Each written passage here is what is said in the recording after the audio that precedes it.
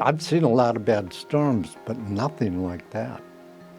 I mean, it's hard to describe.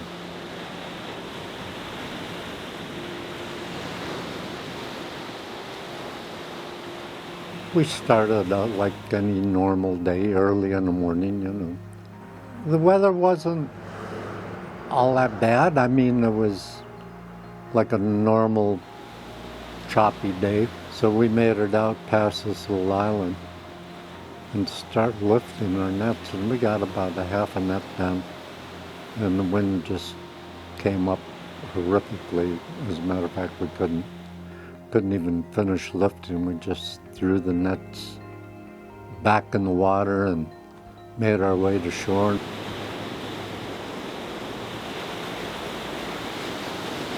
I made one last circle, and as I was going in the shack, wind blew the door open, pulled it out of my hand, and I reached around to grab it, and I happened to see somebody off in the distance waving a life jacket, orange life jacket. So it's like, oh boy, we got somebody out there. So they would only pop up every once in a while because the waves were that huge, you know. They were down in the swells, and they'd pop up and you'd see them.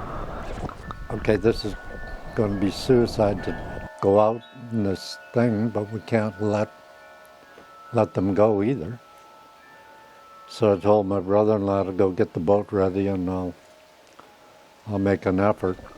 As I'm going over the waves, I finally saw that both of them hanging on to the boat, capsized boat, both of them. And it turned out it was my uncle and cousin. So now I got up and I'm hovering there by him, and I'm saying, like, grab each side of the bow, you know, don't capsize us. And he didn't have the strength to pull himself on board after being probably 45 minutes in the water. So I walked up the opposite side of the boat, reached over and grabbed him one hand and pulled him in the boat.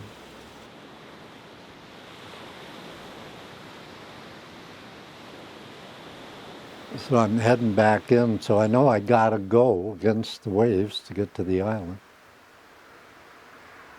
And I'm going back and forth, you know, and I'm like trying to get, as I'm getting up on top of these big waves, trying to see land, you know, get some bearings, waypoints in the distance so I can have a general direction, you know.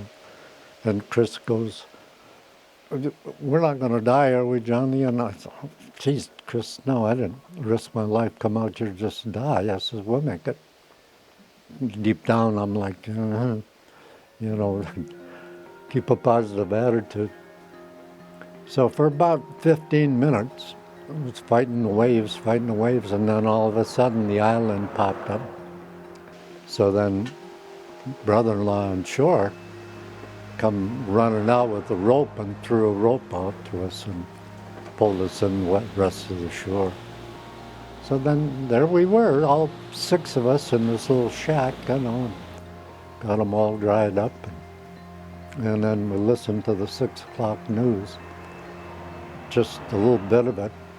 And they were talking about, you know, we caught Fitzgerald's Feared sunk with all 29 and then faded out. And I'm like, oh, okay, well, you know, and now I know why nobody's looking for us. There's bigger fish to fry.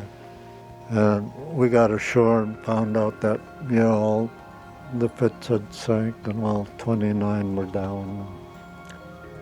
And it was like, well,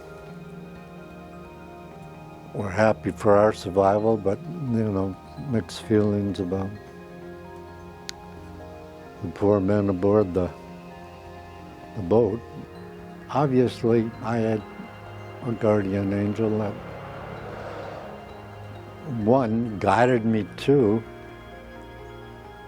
the capsized fisherman and guide me back to this island. It's like basically two needles in a haystack that I had found in this horrific storm. So I kind of believe in something hereafter, or something going on. There seems to be a purpose to things.